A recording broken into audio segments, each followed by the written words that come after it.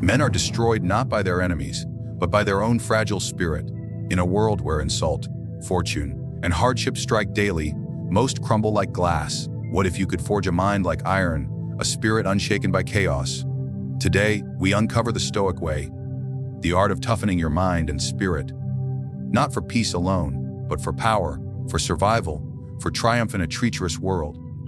Men are deceived into thinking that comfort is a blessing, but it is the most dangerous poison ever poured into the veins of mankind. To live soft is to live blind. You must understand this truth: hardship is not your enemy. It is your greatest ally, your most honest teacher. Fortune favors the strong, but she tests that strength with suffering. If you wish to harden your mind and spirit, you must embrace the fire that burns away weakness. For only through trial does iron become steel. The man who has known no hunger does not understand satisfaction. The man who has never felt betrayal does not understand loyalty. The man who has never been broken does not know the measure of his endurance. This is why hardship is necessary. Without it, the soul rots in comfort, and the mind becomes a tool of weakness rather than of power. Look at the empires of old Rome, did not rise from silk sheets and soft living. It rose from blood, discipline, and ceaseless struggle. It was when Rome grew fat and decadent that it began to crumble, because luxury makes men weak, while hardship forges rulers. You must think of hardship as training, not punishment. Every insult hurled at you, every door closed in your face, every betrayal, every failure, every wound, every loss. These are the whetstones that sharpen your character. Weak men avoid them, but strong men bend their will to them. When you are denied, learn patience. When you are betrayed, learn caution. When you are wounded, learn resilience. Hardship is not meant to destroy you. It is meant to build you into something indestructible. The Stoics understood this. They did not waste their lives cursing the cruelty of fate. They studied it, accepted it, prepared for it, and by doing so, they became masters of themselves. Do not imagine, however, that hardship is pleasant. It is not. It is bitter. It is painful. It will make you doubt yourself and hate your circumstances. But in this very bitterness lies its gift. For a man who has endured the harshness of the storm will not tremble before the rain. A man who has endured hunger will not bow to greed. A man who has endured suffering without surrender will be unshaken when others collapse. To live without struggle is to build your house upon sand, ready to collapse at the first wind. To live with hardship is to anchor yourself in stone, immovable and lasting. Consider how men respond differently to the same storm. One curses the sky and falls to his knees. The other clenches his teeth, tightens his cloak, and marches forward, even if lightning splits the heavens above him. What makes the difference? It is not the storm. The storm is the same. It is the man, and the man is shaped by whether he has known hardship before. If he has lived soft, the storm will shatter him. If he has trained himself in suffering, the storm becomes merely another test he was born to endure. If you wish to build such strength, you cannot run from hardship. You must seek it out, not as a fool, but as a strategist. Expose yourself to discomfort. Do not flee from insult. Do not beg to escape trial. Do not cry out for life to be easy. Train your body to endure labor and pain so that it does not betray you when strain arrives. Train your mind to withstand insult, ridicule, and chaos so that it does not collapse when the world turns against you.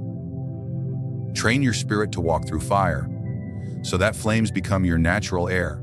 This is the way of those who wish not merely to survive, but to rule. Men who live without hardship are like swords that have never seen battle, polished, shining, admired perhaps, but brittle and useless the moment they are struck. Men who have lived with hardship are like blades forged in fire, hammered with blows, tempered with water, hardened through endless trial. Such a weapon does not break. It cuts through stone, it carves its destiny, and it makes those who hold it feared and respected. Which do you wish to be, the ornament admired for its shine, or the weapon respected for its strength? Also of the rulers who failed, kings raised in luxury, surrounded by flatterers, shielded from hardship, coddled in their palaces. The moment fortune turned against them, they collapsed in terror, betrayed by their own weakness. Contrast this with leaders who rose from suffering, generals who marched barefoot with their soldiers, statesmen who endured exile and humiliation, thinkers who lost everything and yet rebuilt their minds into fortresses. Their hardship was the foundation of their greatness. Without it, their names would not be remembered. This is the necessity of hardship. It strips you bare, removes illusion, forces you to meet yourself as you truly are. It teaches you whether you are coward or conqueror, slave or sovereign, weak or unbreakable. You may think you wish for an easy life, but an easy life is a trap. It lulls you into dependence, it blinds you to your own fragility, and when calamity comes, it will devour you whole. But the man who has welcomed hardship, who has walked with it as a companion, finds that calamity is merely another stone on the road he has already chosen to walk. If hardship is the fire that tempers your spirit, then indifference is the armor that shields it from destruction. You must learn this second truth: the world is not kind, nor is it just. It will strike you with insult, with betrayal, with fortune's gifts, and with fortune's theft. If you tie your peace to these things, you are already a prisoner. But if you learn indifference, you make yourself untouchable. What is indifference? It is not weakness. It is not apathy. It is mastery. It is the art of deciding what deserves to rule your spirit and casting away everything else as irrelevant. Men are destroyed more often by their reaction than by their enemies. An insult is only wind passing through the air, yet it pierces the hearts of the unguarded. A loss of gold is only the shifting of fortune's scales, yet men weep as if their souls were stolen. A betrayal is only proof of another's weakness, yet it poisons the hearts of those who expected loyalty from snakes. Indifference is the armor against these wounds. The man who wears it remains unmoved while others bleed. His calmness is his fortress. His detachment is his weapon. And because he cannot be shaken, he becomes feared and respected by all who try to move him. Imagine two men standing in a marketplace. One is praised, showered with flattery, called great. The next day, he is mocked, spat upon, accused of failure. He rages, he weeps, he despairs, for he built his worth upon the shifting sands of others' voices. The other man hears the same words. Praise today, insult tomorrow, but he remains the same. He neither swells with pride nor collapses with shame, because he knows that fortune is fickle, and men's tongues are like leaves in the wind. Who then is truly free? The one ruled by opinion, or the one indifferent to it? To practice indifference is to chain your heart only to what lies within your control. You cannot command the thoughts of men, but you can command your own. You cannot stop fortune from raising one man and lowering another, but you can stop yourself from crying when she lowers you. You cannot prevent betrayal, but you can prevent despair. The world belongs to those who refuse to be ruled by things outside their power. Such a man walks through chaos with the calmness of a lion through sheep. Think also of wealth. Gold comes and goes, property rises and falls, kingdoms expand and collapse. If you bind your soul to possession, fortune will rule you like a tyrant. She will give you gifts to make you soft, then strip them away to leave you broken. But if you see wealth as nothing more than a tool, a shadow that lingers today and vanishes tomorrow, then you hold the advantage. For when it is lost, you do not lose yourself. The indifferent man owns fortune because he is not owned by her. Consider also insult. Weak men take words as wounds. They beg for respect, they bleed when mocked, they crumble when scorned. But the Stoic prince learns to be indifferent.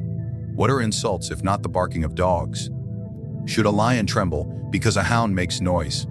No, the lion keeps walking, and the sound dies in the distance. The same must be with you. If you allow insult to command your spirit, then you are nothing more than a slave to other men's mouths. But if you treat insult as air, it cannot touch you, and men quickly learn that you cannot be broken by ridicule. Even pleasure must be treated with indifference. For the trap is not only in pain but in delight. If you are enslaved by pleasure, you are no stronger than the man enslaved by insult. Both are chains. Both give others power over you. The man who is indifferent to both pain and pleasure cannot be manipulated by either. He stands in the middle, unshaken, unmoved, untouchable. This is why indifference is a form of power. It denies the world the keys to your spirit. Do not misunderstand this lesson. Indifference does not mean you cannot act. It means you act from choice, not compulsion. When insult comes, you may respond with silence, or you may strike with words sharper than a blade. But it is you who decides, not your wounded pride. When fortune offers gold, you may use it, you may spend it, you may multiply it. but it is you who commands it, not greed that commands you. When betrayal cuts, you may punish the traitor or ignore him. It is you who governs, not despair that governs you. Indifference gives you control. Control gives you freedom. And freedom makes you unassailable. A ruler, a warrior, a thinker, a leader, none can survive long without this armor. For the world will always test you with insult, with loss, with treachery, fleeting joys. If you grasp at them, they will break you. But if you let them pass through you as arrows striking steel, they fall harmless at your feet. Men will marvel that you are unshaken when others collapse. They will call you cold, but it is not coldness. It is strength. They will call you unfeeling, but it is not absence of feeling. It is mastery of feeling, and mastery is the highest power a man can possess. Discipline is the blade by which the mind is sharpened, and the spirit is hardened.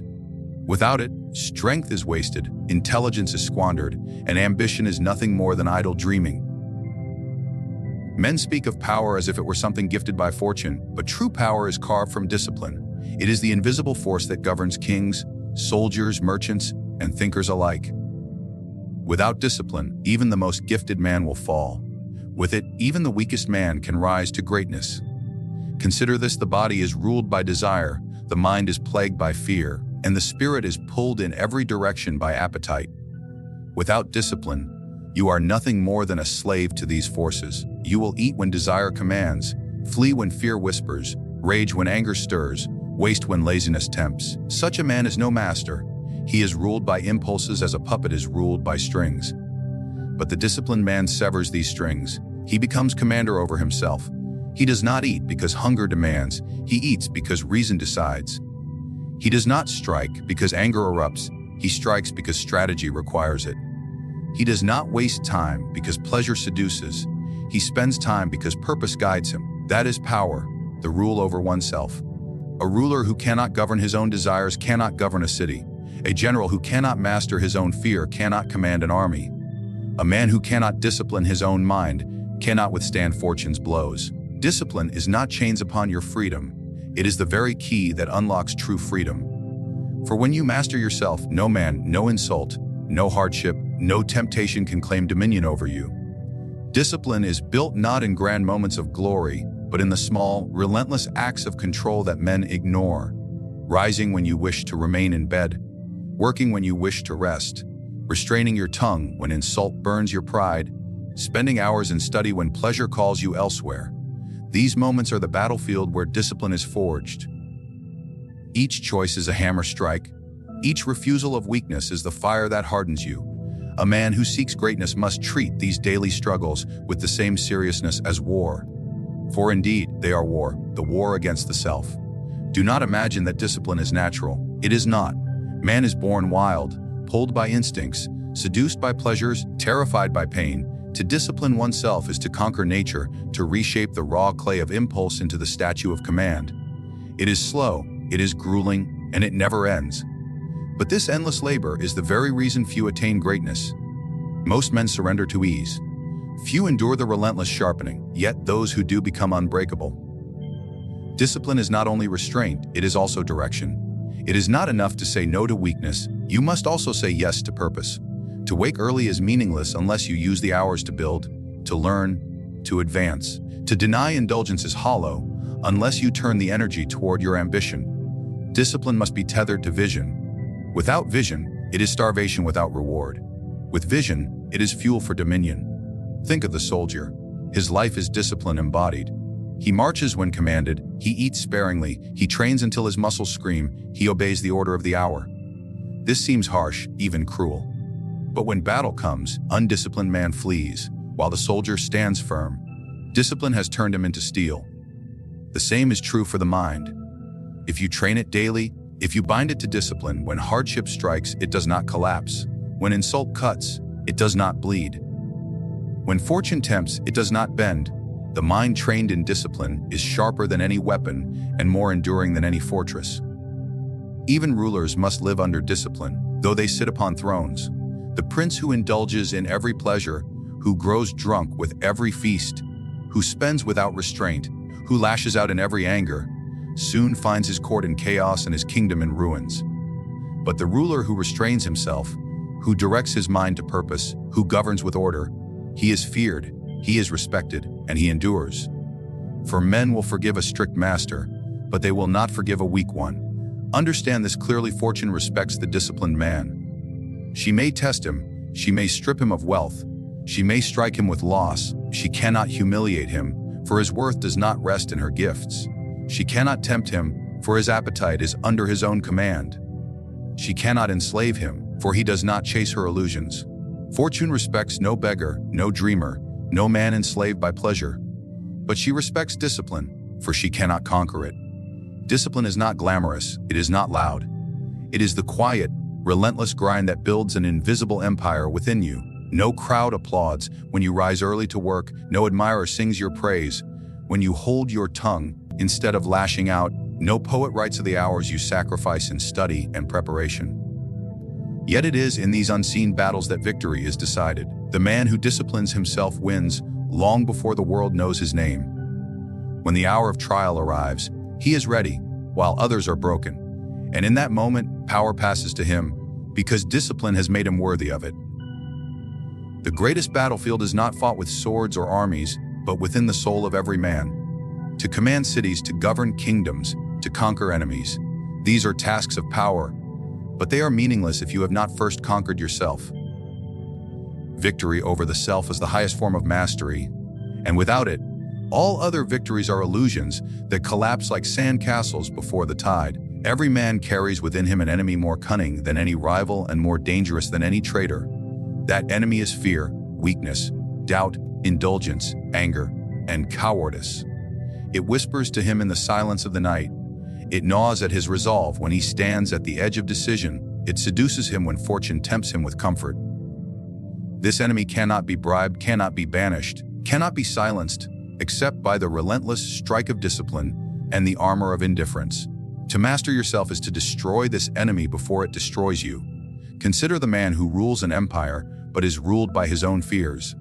He is no sovereign, he is a slave wearing a crown. His armies may obey, his court may flatter, but his spirit trembles at shadows. When hardship arrives, he collapses. When insult strikes, he rages like a child. He has conquered nations but not himself, and thus his downfall is only a matter of time. Compare this to the man who possesses nothing, yet has tamed his own spirit. No wealth can corrupt him, no insult can wound him, no loss can defeat him. He is his own ruler, and therefore he is more powerful than kings. Victory over the self is not won in a single day. It is a war fought in countless battles, each waged against the frailty of human nature. When you rise at dawn while your body begs for more sleep, you claim a small victory. When you hold your tongue though anger burns in your chest, you seize another. When you resist indulgence, when you face fear, when you stand firm against despair, you add another stone to the fortress of your soul. These victories may be unseen by the world, but they are the foundation upon which all greatness is built. Do not be deceived. The war within is fiercer than any fought with swords.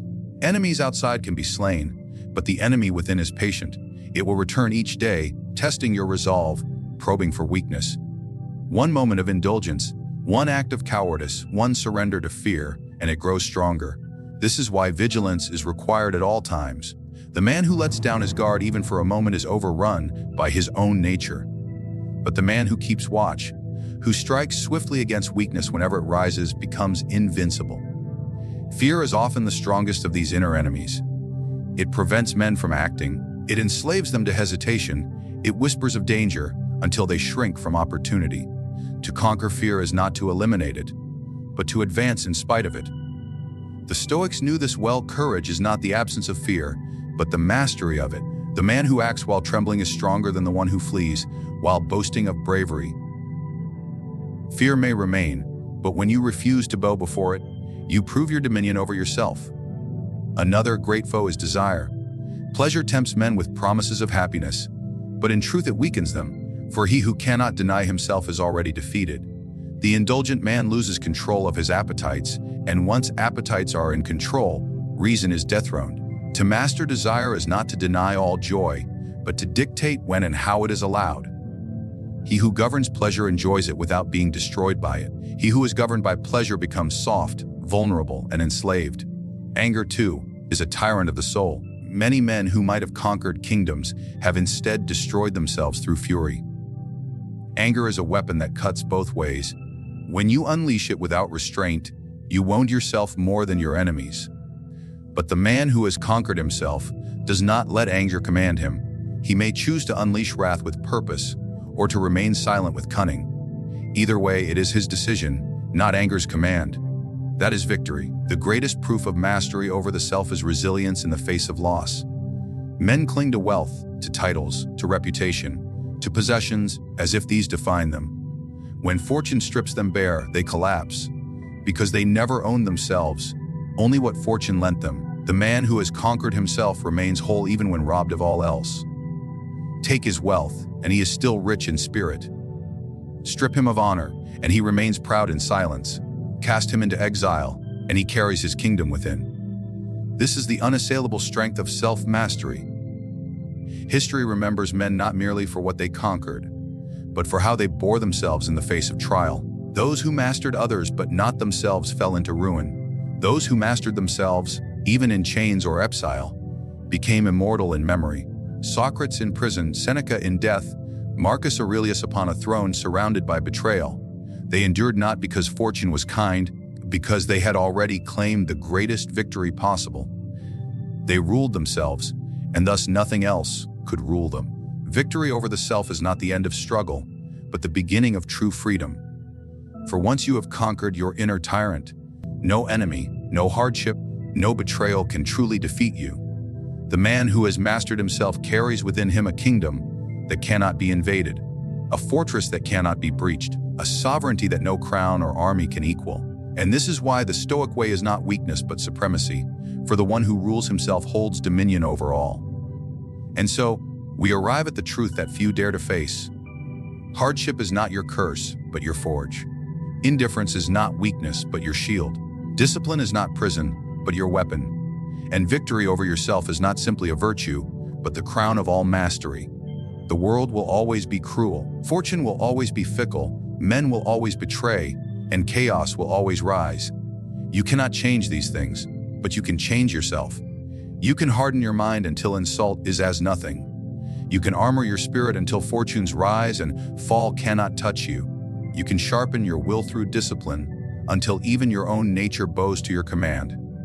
And in doing this, you can claim the only throne that cannot be stolen, the throne of self-mastery. For the man who has conquered himself is unbreakable.